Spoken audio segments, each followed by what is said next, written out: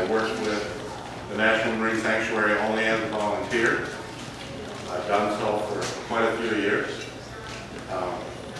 More than my wife wants to count, because it does take me away, but fortunately my wife's here with me on this trip. I was to undersay it, I was a NOAA person myself. And that was something that I look back on, had some benefits for the sanctuary program, I think. But for the most part, it took a lot of convincing on their part to get me here today to talk to you. And some of those things you may not think about, but I think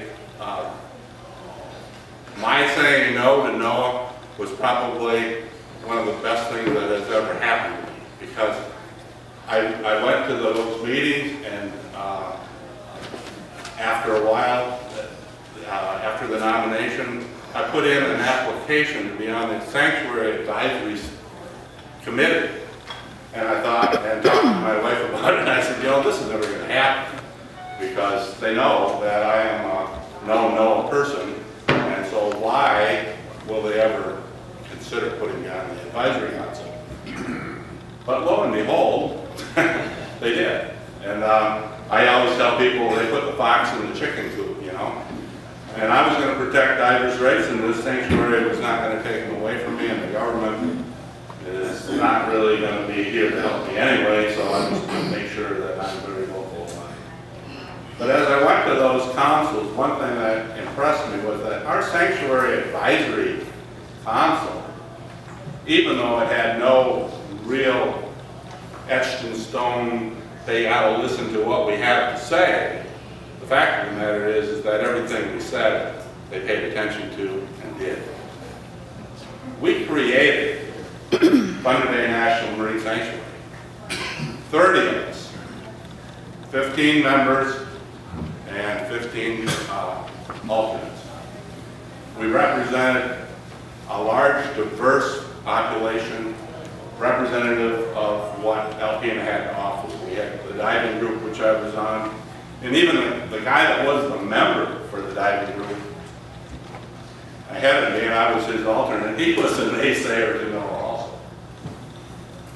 And we were there just to protect diving rights. We wanted to be able to dive our shipwrecks.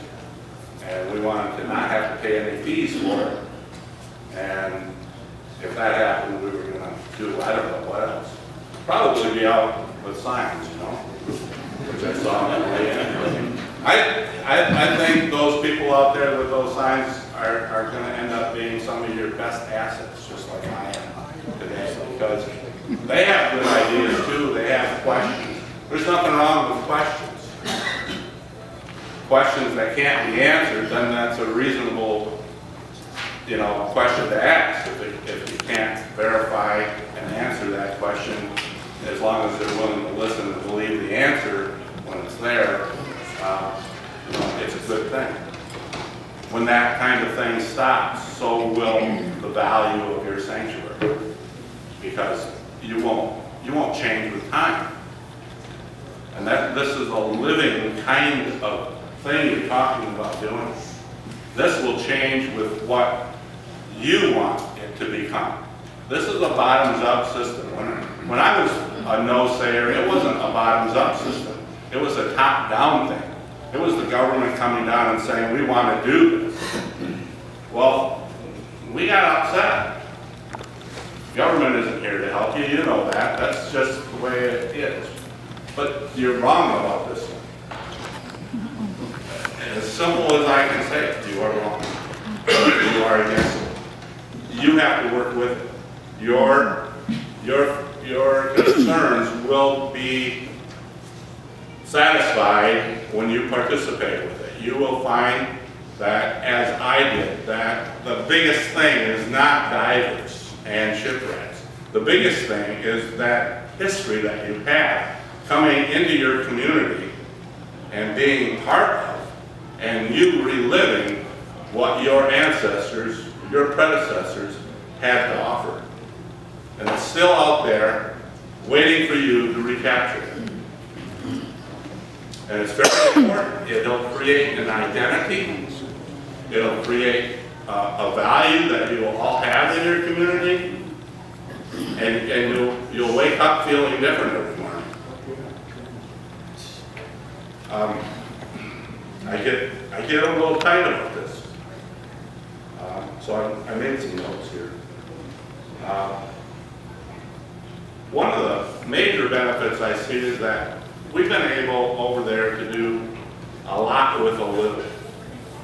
I'll just put it that way. There are entities that want to do something, and as an example, we put in a maritime heritage trail. Okay, and there was a little bit of money here and a little bit of money there, and some groups that wanted to do something, and all those little dimes come together. Now you got a little collection of dimes, and then you get application for a grant. You get somebody like Russ who can do grant writing, knows a lot of the angles.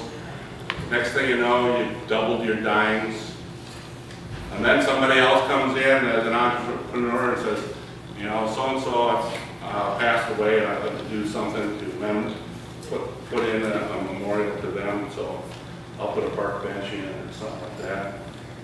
And you end up with a maritime trail that runs all the way through your city. And a few years goes by, and the Department of Transportation in Michigan says, maritime trail is really good, we got some money. Now it's going to run 3 counties. So your imagination can become, you know, your goals. You can go anywhere with this. Put 30 people in a room, give them time to think about where you want to be, and you'll be just as good or better than underbay is. The advisory council I serve on and have served on wants this to happen. We don't want everything for ourselves over there in Alpena just because we got a good thing going. We want more of this throughout the Great Lakes. The reason is that we can feed each other information. We can feed each other ideas. We can make our community something that are special. If this isn't a special place for you, then you don't need a sanctuary. But if it is a special place for you, you need to capture it, you need to hold it tight. That's all I have to say. If you have questions, I'll be glad to answer them. And with that,